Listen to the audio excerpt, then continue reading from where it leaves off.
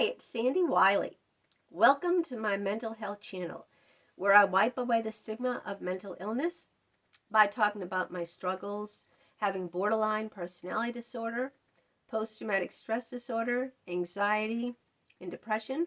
I talk about narcissism and schizophrenia, and I wrote a book, Life with My Schizophrenic Father, my childhood memoir. I talk about my unethical psychologist who sexually exploited me and had sexual relationships with me. And I've written books all about that too, along with my poetry books. The links to all of these books you see and much more are down below in the description. They're all available to be purchased on Amazon. And they're all well under $20, so they're not expensive at all. The only caveat I have to tell you is that I am not a licensed therapist. I do not hold a degree in psychology, so I cannot diagnose you or give you a professional opinion. All I ask in turn of you is your kindness and respect in the comments below. I only come on here as a former patient. I've been in therapy for almost 20 years of my life. I'm going to be 60 in a few months, so I know a thing or two from living life about mental illness. It's run in my family. I have it, my children, and there's and through just life experience. Now, if you are new to my channel, welcome. Please hit that subscribe button below, that little box that says subscribe. That way you will be notified each and every time a video of mine comes out. If you want to support me and my channel, please feel free to buy me a cup of coffee. Thank you, 𝗂𝗄𝗯𝗃.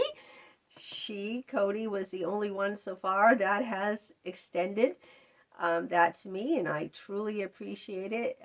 So I want to say thank you again, 𝗂𝗄𝗯𝗃, for doing that. I am truly touched and honored. Also, people have supported me, like 𝗗FNE, buying my books. Please watch her channel. It's awesome, 𝗗FNE Reloaded. 𝗂𝗄𝗯𝗃 bought one of my books. There's other people I can't think off the top of my hat their names. Thank you for supporting me by buying my books. I really, really do appreciate it. I'm going to dive right into the topic today, the personality of victims of covert narcissists. So, if you have been raised or been in a relationship with a covert narcissist, then this video is for you. Please excuse me for sounding all nasally. I've had a terrible, horrible head cold for the past week, and I can't seem to shake it. But I wanted to come on and do this video anyway because I think it's very, very important. The reason we are the way we are is because of the way we were raised. And if we were raised by covert narcissists, and I think I've done other videos on narcissism, so I'm not going to waste my time in this video talking about narcissism. I'm just going to talk about the effects of it on us, why we are the way we are. And it's being, doing a lot of therapy and self, analysis. I discovered that people who've been traumatized by narcissistic parents, especially narcissistic mothers, like I had a narcissistic mother, they leave an imprint on us. And after a while, for me, it's easy to identify which people have been abused by narcissists. Much like if you go out into the wilderness and look on the ground or in the snow, you will see imprints of animals. And you can tell by that imprint what kind of animal it was. Whether it was, a coyote or a squirrel or a bunny, or a cat or dog, you'll be able to tell by looking at that imprint. And it's the same way with victims of covert narcissists. You can tell by being with certain people that they have the same traits that I do, and I'm going to get into those traits. that they too were raised by narcissistic people. And what happens when you are raised by someone like that is you grew up never feeling safe. If you grew up like me, never knowing what to expect, living in constant fear, and you grow up with a traumatized personality that you get stuck in from your childhood abuse from the covert narcissist. You're living in a state of survival mode, okay, like you're an animal in the wild. You're always hypervigilant, you're looking all around because you had to live that way growing up with the narcissist person. And, you know, you never knew what to expect. You never felt safe. You never felt nurtured. You never felt protected. And so you never knew what was going to happen. You had to walk on eggshells all the time. If you grew up like me, because you did not want to set off the narcissistic person because you knew what was going to come. You knew if you set them off, they were going to hurt you, whether it be physically, emotionally, verbally. You knew what was coming, and you were frightened to death. So you had to walk on eggs and be very, very careful. And the body can't live with that cortisol level that high all the time. It does a number on your body. Physically, mentally, it really does a number on you. And what happens is you get triggered very easily from the least thing because you're suspecting the worst because this is how you grew up. And you develop post-traumatic stress disorder. Now, I've done other videos on post-traumatic stress disorder, so I'm not going to try to concentrate a lot on that. But this is what happens. You have flashbacks, memories of the trauma. You're overthinking all the time. You're over-emotional. You're in a trauma response, okay? Because you're in that survival mode all the time, even when you're not even aware of it, because that's what you had to be growing up. You had to be in that survival mode because your parents weren't going to take care of you. Your parents were the ones who were abusing you. So you had to parent yourself.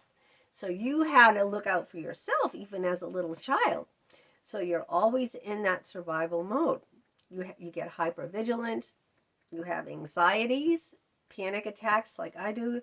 You're always scanning around, looking for danger in other people. You don't trust anyone. You don't feel present in your own body. You have out-of-body experiences. This is called dissociation. This is a protective symptom that you have to protect yourself because of the danger. And these are all traits of victims, personality traits caused by covert narcissists. So I don't want you to think, a lot of people think like there's something wrong with me. What is wrong with me? Like I'm the crazy one. My friends don't act this way. Other people I know don't act this way. Guess what? Because the other people were not raised by covert narcissists, all right? They weren't raised like you and me were. So you cannot compare yourself to someone who was raised in a healthy, protective, nurturing, loving, compassionate home. You cannot compare yourself to someone like that, right? It's like comparing a house cat pet to a feral cat out in the wild. It's like comparing that, or like your dog, your pet dog, comparing that to a wild dog in Africa. They don't compare, right?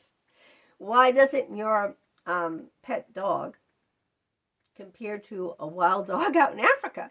Because a wild dog out in Africa has to always be hypervigilant, looking for the lions. When is they can never rest, or, they always have to be on guard, because the lion could come out in a second and then they would be dinner. Well, your pet dog doesn't have to do that, be hypervigilant, because you feed your pet dog. You love your pet dog. You greet your pet dog with hugs and kisses, and you feed them. They have plenty of food. They have plenty of water. They have plenty of love. That's why the pet dog is lovable and doesn't act, rabid and like it's going to kill you. But the wild dog out in Africa, they don't have someone to feed them. They have to look out for themselves, right? They don't have someone to love them like your pet dog, right? So that's why they're always, ready to strike, ready to attack, because they have to fend for themselves. And there's a bunch of lions and other predators out there that are ready to pounce on them and eat them up. So that's why you cannot compare yourself to other people that had that protection, that love, that nurturing, because you didn't and I didn't. And that's why we are the way we are. And it's not our fault. It's not your fault. It's not my fault that I was raised. It's not my fault I was raised like that by narcissists. It's not my fault I was born into that environment, any more than it's the fault of the wild dog puppies that were born out in the wild. All right? It's not their fault they were born in that kind of environment. So stop it. First of all, stop blaming yourself, because it's not your fault that you were raised that way. And I don't want you to beat up on yourself, because you've already been beaten up enough. So I want to try to talk about what you can do to help yourself through this now, that that the reason why you are. First of all, it's very good to understand, why am I like this?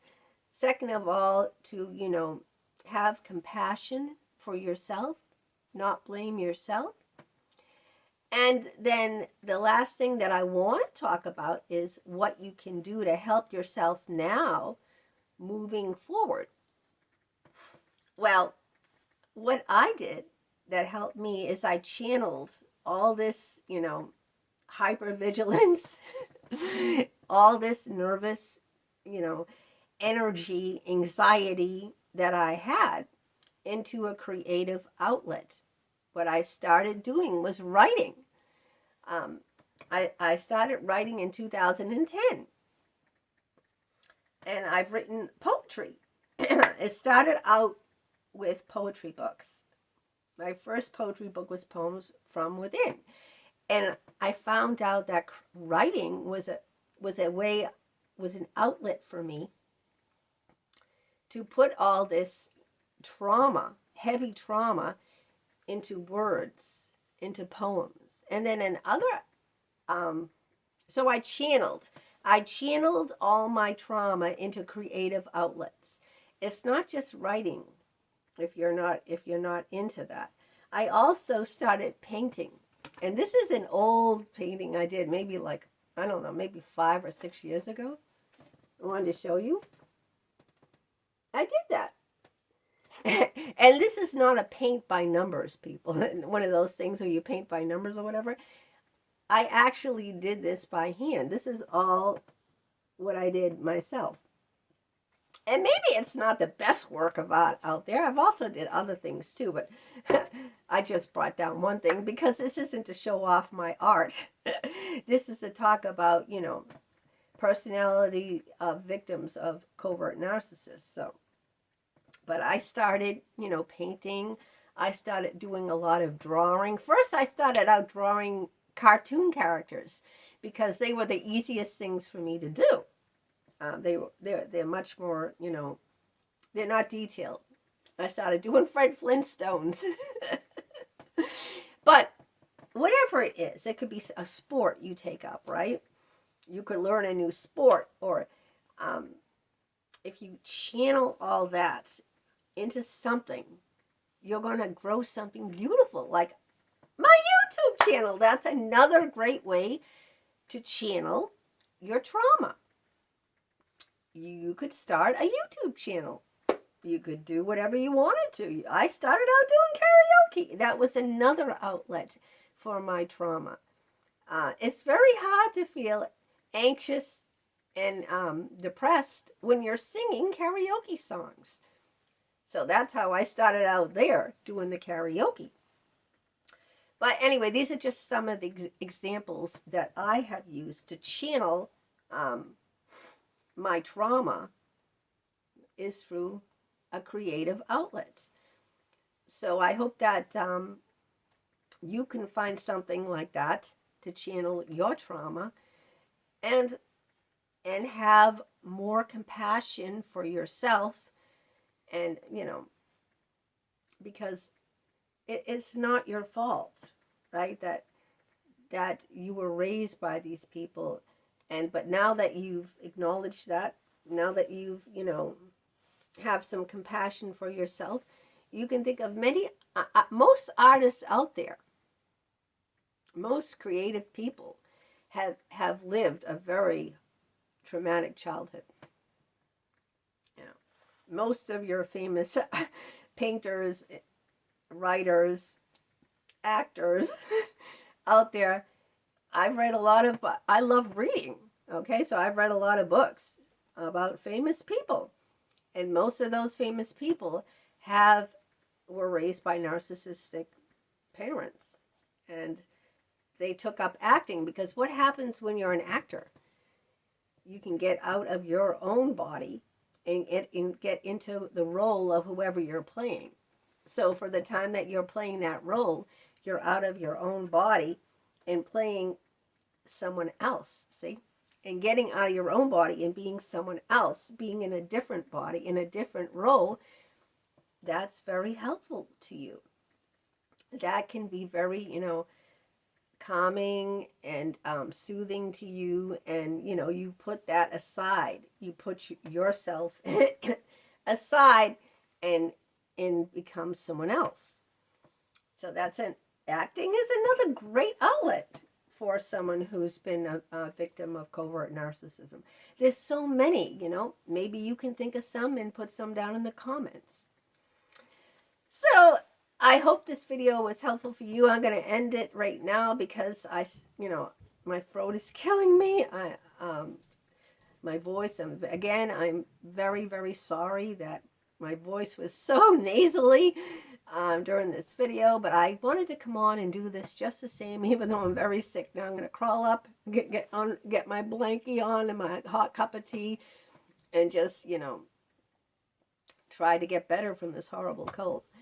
So you take care. Until next time. Bye-bye.